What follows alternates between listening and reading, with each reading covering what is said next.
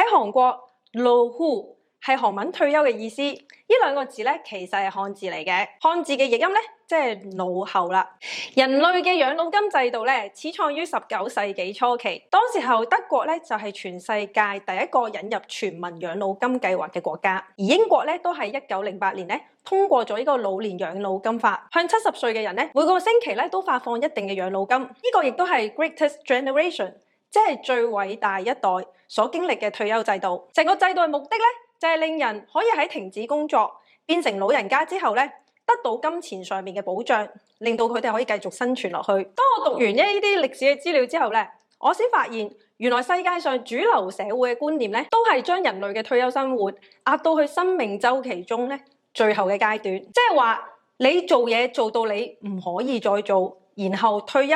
然後死去。所以咧退休就係老咗之後嘅事啦。老後係我哋現時嘅退休制度框架咧，係建立於 Greatest Generation 嗰一代嘅，亦都係戰前人類嘅退休基礎啦。我會話呢一套嘅制度咧，喺你阿爺嘅阿爺嗰個年代咧，可能係非常之好。去到你阿爺嗰個年代咧，我會話係尾聲。所以如果你要將呢個制度咧套用喺 Gen X、Y、Z 甚至係 Alpha 嘅話咧，我可以話係千祈唔好妄想，唔好奢想呢個制度可以保障到你，因為我覺得咧係好 outdated 嘅。以香港為例啦，喺2013年嘅時候咧，老人嘅人口佔全部嘅人口咧係15%，但係去到2033年咧，根據政府呢個預估咧，呢個數字將會翻倍上升到咧30%，即係話咧每10個人裡面咧有3個就係老人家啦。香港作為全球最長壽嘅地區之一，要活到超過100歲嘅人咧，可能大有人在。如果你好彩嘅話，你可能咧會活到120歲。對我嚟講係一個好彩啦，但係有啲人咧就唔覺得呢個係好彩。事實上咧，每10個人裡面咧有9個都話其實自己唔係好期待會變成老人家，亦都唔係好期待所謂嘅退休老人嘅生活。咁你咧，你會唔會想活到過咗100歲咧？但係事實就係咧，你要活到幾多歲，其實唔係你可以控制到。你問下嗰啲100歲嗰啲老人家，喺佢40歲嗰陣時，有冇諗過自己咧會活到依家100歲咧？好多喺正值黃金年期嘅人啊，即係3至40歲仲做緊嘢嘅人咧，佢哋就算知道自己要退休要準備嘅話咧，其實好多人都冇諗過自己準備嘅錢咧夠唔夠佢嘅退休生活。第一個好多人誤解嘅退休計劃咧，就係其實你冇足夠嘅錢去保障你80歲之後嘅生活。第二就係好多人咧都留意唔到公司同埋政府嘅退休保障咧，其實已經同以前咧好唔同啦。佢哋可能咧喺以前嘅話咧，會俾足夠嘅錢同埋社會福利，等啲老人家咧可以無憂咁樣生活。但係依家咧，其實好多國家嘅退休福利根本就唔足夠。我哋一代嘅大部分人嘅退休咧，基本上係只係可以依靠自己嘅準備。你有冇諗過你以後咧，淨係靠呢個微薄嘅生果金咧去過日子咧？喺30至40歲呢個黃金期裏面咧，其實好多人淨係諗住2件事。第一就係當佢哋有工作嘅時候咧，就係諗儲錢。佢哋咧永遠就係諗要盡可能咧儲好多好多嘅錢。第二就係當佢哋咧儲咗一筆錢之後咧，佢就會諗啦，我需要投資啦。好多人就認為佢只要儲咗錢，有做投資就可以退休啦。佢覺得自己已經為退休做好準備，但係到頭嚟咧，佢先發現自己咧未有足夠嘅財產去退休。究竟點解咧？因為呢啲人其實佢哋冇計算過佢哋退休真正所需要嘅金額。你預計你自己會活到幾多歲咧？你希望退休每個月可以動用幾多錢咧？呢啲咁嘅問題其實係可以直接影響到你嘅退休時間同埋所需要嘅資產。呢度有3袋錢。第一袋錢咧就係代表儲蓄，即係大部分人咧都喺度做緊嘅嘢。第二就係投資啦，有啲人會做嘅嘢。而第3袋錢咧就係計算你嘅退休準備金額。喺呢度我會 focus 喺第3袋錢，因為如果你冇計到第3袋錢嘅數字，即係你唔知你嘅總退休嘅金額要幾多嘅話咧，其實你嘅1同埋2嘅數字咧有機會都係錯。你應該係將你嘅目標金額再做呢個 work backwards，即係逆向計算。只要你有咗呢個退休目標金額，你就可以計算到你每個月需要儲幾多錢，同埋你每個月應該投資幾多錢，同埋你嘅投資年回報要有幾多個 percent， 同埋你可以承受嘅投資風險有幾多咧？所以冇3嘅話咧，就唔會有1同埋2，而你亦都需要有一個心理準備，你係有機會咧會長命超過80歲。而呢啲錢咧，可唔可以令到你支持喺80歲之後嘅生活咧？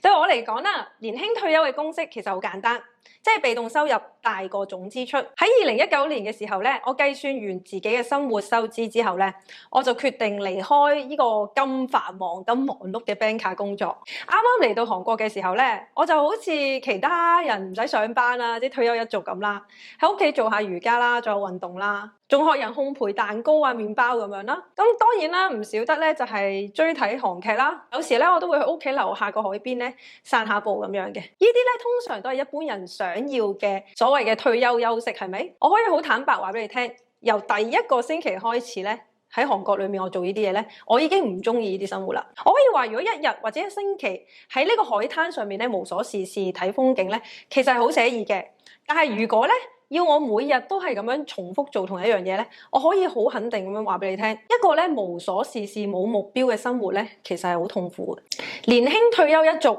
亦都係叫做 FIRE。Financial Independent Retire Early， 可能咧有一啲觀眾咧唔係好知道 FIRE 係乜嘢。其實咧我以前咧喺唔同嘅影片咧有介紹過呢個 concept 噶啦。FIRE 咧即係以極高嘅儲蓄率作為基礎，再將呢啲錢咧投資到去低風險嘅指數基金上面，以複式咁樣嘅效應去滾存一筆錢。咁呢筆錢咧就應該可以足夠你生活30年嘅。而呢30年以嚟咧，你會每年咧可以喺呢筆錢裏面提取4% 作為你嘅生活費，變成生活無憂啦。而呢個方法亦都叫做 4% rule， 4% 嘅法則。喺呢度咧就有問題啦，你就可能會問 Rain，FIRE 咧只係覆蓋咗30年嘅退休生活，咁如果嗰個人真係咁早啊提早退休，佢點樣靠呢筆錢咧去過佢嘅老年生活咧？冇錯，呢度咧就係我今日想同你講嘅重點，亦都係好多人咧有一個誤解。FIRE 咧其實唔代表你真係無所事事，好多人有個誤解，認為 FIRE 嘅目的咧就係唔使工作，年輕退休。但其實咧，呢個唔係 FIRE 嘅全部。FIRE 嘅真諦咧喺呢度。Early， 由於你比其他人咧早得到30年嘅退休金額，有選擇嘅權利，可以自主控制你嘅時間。Time is a new currency。喺度我問一問你哋，如果有一個 banker，佢嘅年薪係70萬港紙，每星期咧佢要做100個小時，每年咧佢工作51個星期。仲有另外一個係教師，佢嘅年薪咧係40萬港紙，每星期咧工作40個鐘頭，但係因為學校假期多啦，所以其實咧佢每年工作咧嘅週數只係40週。咁邊一個係賺得多錢啲咧？如果你計算時薪嘅話咧，banker 嘅時薪係137蚊，而做教師嘅時薪係250蚊。嗱，我呢度會講係例子，因為我知道咧，其實好多香港咧做教書嘅工作咧，佢嘅時數都係可以好長嘅。咁呢個例子裏面咧，其實係解釋咗一個定義 ，the new rich。the new rich 嘅定義咧就係將時間free time 咧計算喺你嘅財富上面，而你透過你賺取嘅額外嘅時間 free time， 同埋透過 FIRE 所儲蓄嘅金額，可以容許你咧有機會揾你嘅興趣，建立你嘅第二事業。而呢個第二嘅事業咧，最終可以為你帶嚟收入。所以 FIRE 中嘅early 就唔係叫你咧30幾歲人咧就每日坐喺海灘上面咧吹風度日。呢種 early 只係俾你一個機會做自己想做嘅嘢，而透過你做自己想做嘅嘢去獲得其他嘅收入。同時我都想同你講一個事實，就係咧其實唔係好多人咧都可以靠一筆退休金咧去支撐到佢活到100歲嘅生活。所以無論你係自願還是唔自願咧，你好有機會咧都需要喺退休之後其實要繼續工作。假設你係老年嘅退休，喺退休後咧，如果你要翻去職場上面，其實咧一啲都唔容易。你要想象下咧，你當時候60、70歲嘅身體，其實同依家嚟講咧30、40歲嘅壯年，你嗰個狀態已經好唔同啦。你嘅體能會限制你失去咗做一部分工作嘅選擇權，而喺有限嘅工作選擇權裏面，你係點樣去提升你嘅能力咧？所以如果你依家只係30、45歲正值壯年嘅話，其實你仍然可以把握呢啲時間學習一門技能。呢啲技能咧，應該係可以唔受你嘅體力影響，可以係 blogging 啦、programming 啦、寫程式、投資嘅技能啦、公開演說啦，即係 public speaking 啦，或者 copywriting 等等嘅工作。呢啲技能咧，都係唔會受你嘅體能去大幅影響到你嘅工作能力嘅。但係如果你依家已經係達到一個退休年紀，可能你已經係60歲嘅年紀啦，但係仍然冇任何嘅技能，你可能會想問 Rain， 你仲有冇機會去做嘢咧？喺呢度咧有2點。我認為你可以做到嘅，第一就係嘗試去揾一啲20、30歲或者係較年輕嘅人咧唔會做嘅工作，由你年紀大啲嘅人咧先做到嘅工作，你就去揾呢啲工作去做。第二就係你要降低你嘅 expectation 啦。我知好多人咧去到退休個年紀，其實喺公司裏面咧，可能退休之前佢係擔任一啲比較高嘅職位，但係你自己要有心理準備，預期咧你退休之後可能咧同以前嘅工作唔一樣，你未必會揾到翻以前嘅工作，所以咧你絕對係要將你嘅期望去降低。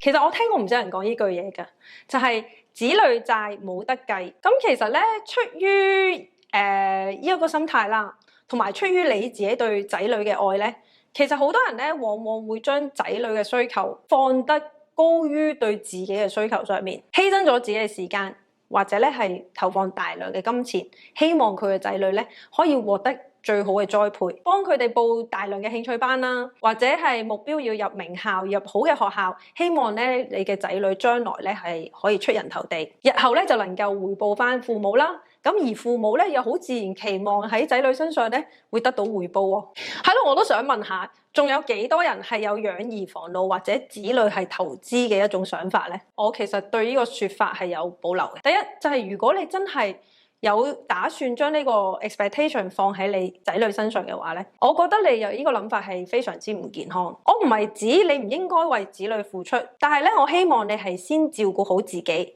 然後當你係 stable 同埋你係穩定之後，再喺你嘅能力範圍裡面咧去照顧你嘅仔女同埋其他人。舉個例子俾你，就係搭飛機嘅時候，如果遇到意外咧，航空公司嘅人咧往往會要求你先自己戴上呢個氧氣罩，然後咧再為你身邊需要被照顧嘅人咧戴上呢個氧氣罩，而唔係相反，而唔係你幫佢哋戴咗先。假如你連自己嘅退休生活都照顧唔到嘅話咧，你最終會反而成為其他人嘅負擔。所以如果你真係對你嘅仔女咧係充滿咗愛嘅話咧，其實對我嚟講，照顧好你自己咧就係對子女最好嘅禮物。養兒防老其實係一個非常之危險嘅諗法，因為咧你將自己嘅退休生活壓住喺一個控制唔到回報嘅投資上面，你冇辦法去控制你第時嘅仔女咧會唔會喺你老咗嘅時候會俾金錢上嘅援助你。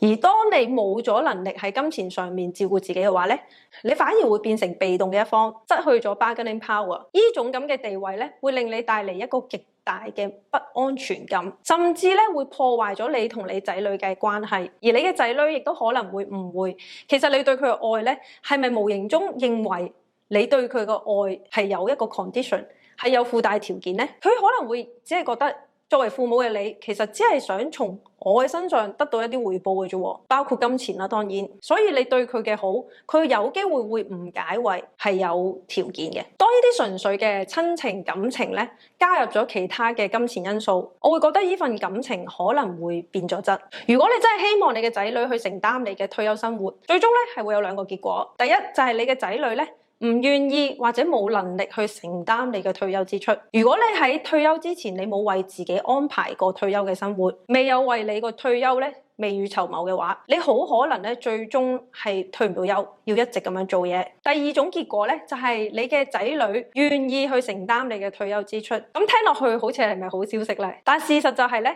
根據統計喺2019年嘅香港咧，每一個老人家咧就係由4個嘅工作年齡層嘅人咧去支援。工作年齡層嘅人咧，即係指15至64歲未退休嘅人啦。但係呢個比例咧，會喺2038年咧大幅下跌去到1.83個人，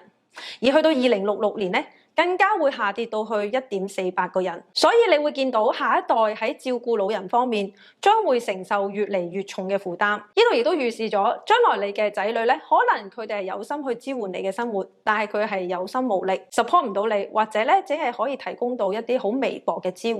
相信去到嗰個時候咧，其實你都唔忍心見到你嘅仔女負擔得咁重。我認為咧，我哋應該將呢個退休準備金放喺投資小朋友之前，將邊個 priority調一調，分返開。如果你真係將你嘅小朋友嘅位置放到好前嘅話，你應該將自己嘅退休生活放得比佢嘅位置更前。有啲人可能會擔心，如果我唔投資喺我嘅小朋友身上嘅話，佢哋嘅未來咧就唔會好。但係我想講，其實好多成功嘅人士，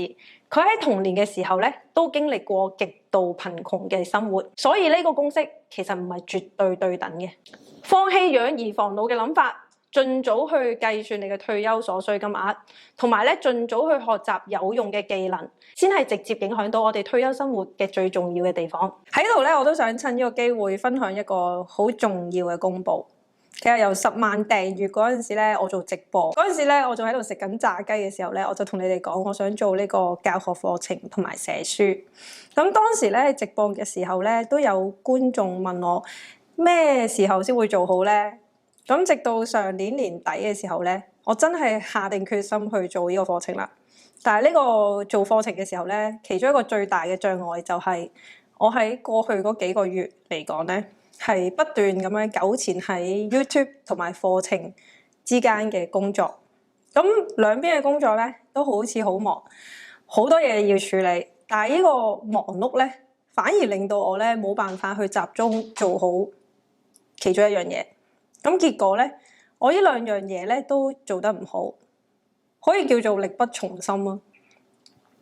咁今日咧，我正式喺度好大聲咁樣同你哋講，我完成咗啦。咁明白好多觀眾咧，其實都好想用心去學習呢個投資啦。咁亦都想學習多一個技能啦。咁為咗答謝你哋咧一直以嚟嘅關愛，我咧安排咗咧為期5日嘅8折優惠咧，去報讀呢個豬豬成為專業投資者必學嘅7大課呢個課程。咁課程咧裡面有包括估值模型啦、點樣睇年報啦、